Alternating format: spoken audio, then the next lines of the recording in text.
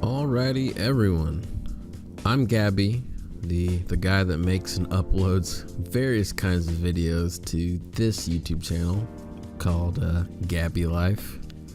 And this video is a Q&A for my only runaway hit, ChickenHouse rodent control, why and how. So if you haven't seen that video, watch it first. There's a link in the description. But honestly, this is going to be pretty straightforward, so I wouldn't worry a bit. I'm making this Q&A for two reasons. Because a lot of y'all have a lot of good questions, and I figured making a video to answer all or some of those questions would be better than just typing away in the comments. And the second reason is that I just wanted to make a video using my most professional YouTuber voice. As you can tell, this is a new mic, and I'm using some new cool recording software that makes my voice sound like this. So if I can, I will.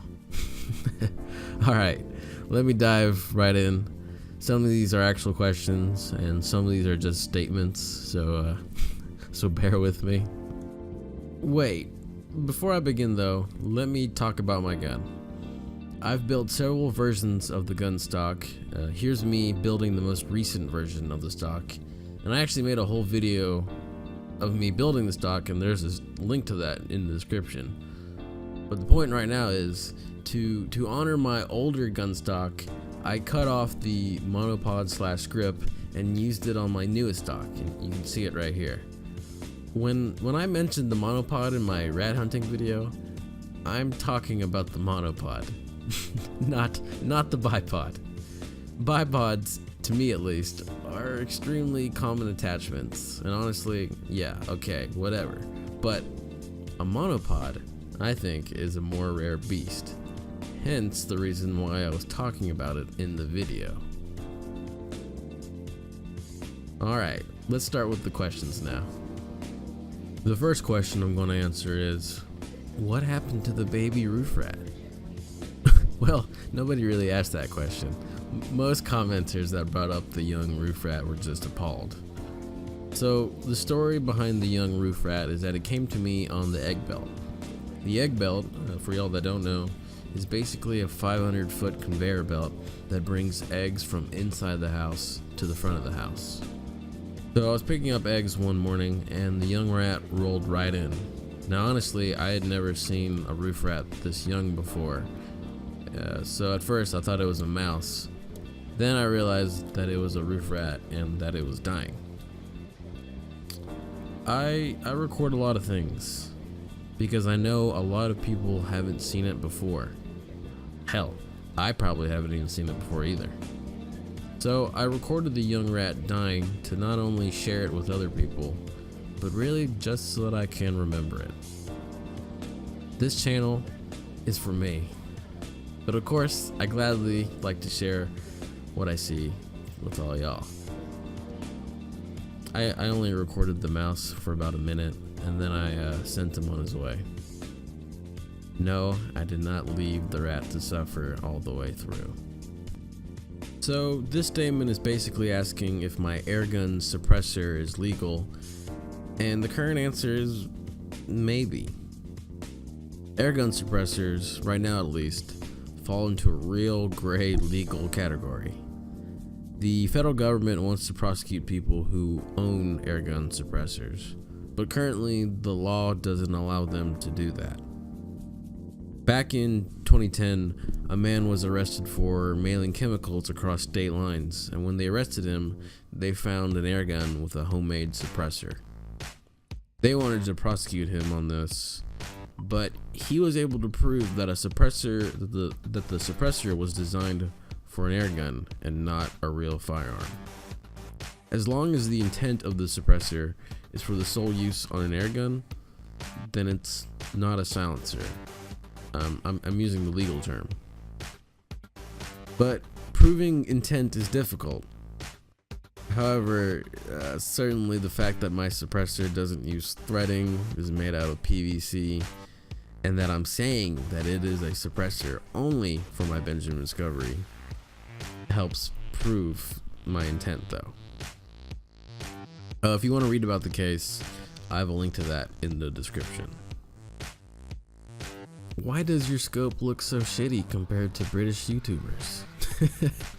First of all, I love all my UK YouTubers that make ratting videos. I'm a big fan. I have most certainly watched my fair share. About 8% of the people that have watched my rat hunting video are from the UK, so thank you all for watching. To answer this question, let me start by saying that there are two big categories of scopes. The categories are analog and digital scopes. Analog is my term for just a regular old scope. So a regular scope uses glass and other materials to magnify targets, and they don't need to be turned on first. A digital scope is basically a screen with a camera in the shape of a scope. You can't look through a screen and see what the camera sees without first turning on the whole system. So a lot of UK YouTubers use an analog scope to record their late night ratting, and that's why it looks so clear and sharp. To record this footage, they attach actual cameras that can capture IR light, and so they use IR lights to help capture the footage. I use a digital scope that is specialized for night hunting. I use a separate recording device to actually record what the scope's camera sees. The camera, while being highly specialized for picking up visible and IR light, doesn't record at a high resolution, so that's why it doesn't look so good. For more money, you can buy scopes that have a higher resolution and thus will look better. Yeah, I think they were there for the mice, for the rats. There's only rats out there. Yeah, that coyote was definitely trying to get a rat for dinner. But fortunately, I scared him off. I don't really see a lot of coyotes too often. The farm is very secluded, and by secluded I mean shielded by 2 highways. So seeing a coyote is a rare occurrence. I'm not saying they don't come through, but you know, when they go through the farm, they're just passing through. Do the chickens eat the mice and get poisoned themselves? What about other animals? What about people? Poison. Great question. Let me first explain what the poison is. Rat poison, the kind we use on the farm, is an anticoagulant, or more commonly known as a blood thinner. Now, there are a lot of different blood thinners, but one of the oldest is called warfarin. Warfarin, for a long time now, has been used as both medication for people and poison for rodents. But nowadays, there are way more anticoagulants on the market. This poison is dangerous to eat, obviously, but it takes a lot of this poison to kill a healthy cat or dog. Let me give you an example. Say you have a Jack Russell Terrier, and she is in excellent health, and she weighs about 14 pounds. For her to die from eating rat poison, she would have to eat 45 chunks of poison. Here's the math on the screen, and links to where I found out how to calculate this are in the description. But as you can see, it takes a lot of poison to kill a healthy animal. A single rat or mouse, or even several rodents, will not nearly have enough poison in them to kill a healthy cat or dog should the pet eat these rodents. The pet is going to have to eat a lot of poison for it to be significantly in risk of dying.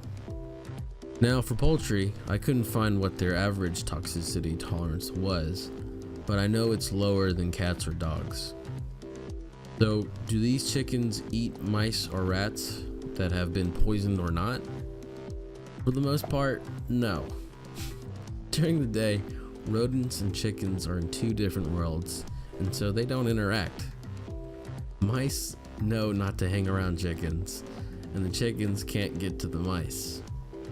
During the night, all the rodent species in the house are more active and are free to travel all throughout the house. But since chickens aren't active at night and chickens have extremely poor night vision, even worse than people, no hen is going to be eating mice during the night. Poison is only put in areas where rodents can get to it, and the poison stays in those areas. Now you're probably saying, what's keeping a poisoned rat from dying where a chicken can get to it and thus eat a poisoned rodent? Well, first of all, nothing. But this just doesn't happen. This poison doesn't kill instantly, or even in a few hours. It usually takes days. So while this rodent is slowly dying, it will find a quiet, secluded place. The animal knows it's sick, and so in the early stages, they're going to try and hunker down and wait until they get better. Well, what happens is that they eventually don't even move from that place. Much to my own surprise, I don't use bait. I've tried experimenting with it in the past, but I've never really been successful using bait. I want to use bait because that would certainly make my hunts a lot easier, but I don't have the time to do the research or experiment, find out what kind of bait my rats like, because they have a lot of resources already. They have a lot of water and they have a lot of feed to eat. So finding out, I know for a fact they don't like peanut butter, but I don't know what else they might like or might not like. But definitely y'all can keep telling me what works and what doesn't, and I'll try to experiment, and I'll try all the baits y'all recommend as soon as I can. Rat hunting to me is a job that I do for the farm. My YouTube channel is not a rat hunting channel. I'm not going to show 1,000 videos of me shooting rats in the middle of the night. My YouTube channel is about me, and a big part of my life is farming.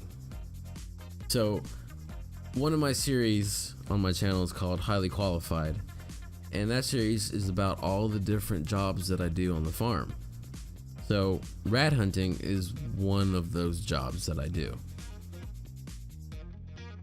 I personally, I like rats. They're cute little furry animals, very intelligent. I have nothing against rats, and they certainly do help a lot of people around the world. And I most certainly don't enjoy shooting them, stabbing them, or poisoning them. Roof rats, however, and mice inside of a chicken house can be very dangerous to the hens, and the hens require a lot of protection. So these roof rats and mice, they void that protection. The last thing I want to talk about are using animals to hunt rodents and having wild animals do the work for me. So in years past, we've purposefully put cats on the farm so as to control the population, the rodent population. And were they effective? I have no idea. I don't see cats around the farm. Not anymore. I don't see neighbor cats. I don't see wild cats. I don't see any cats on the farm. So what about ratting dogs? My farm has only roof rats, and I don't think dogs are effective for those kind of rats. Besides that, my kind of chicken house doesn't allow for easy movement around the house. Everything is blocked off and frankly dangerous to work around. If you have no idea what I'm talking about, see the description for a link to my vid where I repair the chicken house at the end of a season, and you'll see what I'm talking about. So what about a mink? I don't need a mink in my life. I don't need to buy one or hire one or whatever. Over the last decade, the rodent population at my farm has decreased significantly. Every few years there's a slight spike in the population, but overall there is a downward trend. My farm doesn't have a rodent problem due to a combination of rat poison and hunting. Now, do wild animals help with mice and rats? Sure. I've seen plenty of black rat snakes around the chicken house, and I've seen large owls in the surrounding woods, so yeah, they definitely come around and eat rodents. Holy cow, I think that's it for now in terms of Q&A for my chicken house rodent control video. This video, the Q&A video, was surprisingly hard to make, but I might make another one if y'all like this kind of thing. I can answer more questions. But anyways, thanks for watching.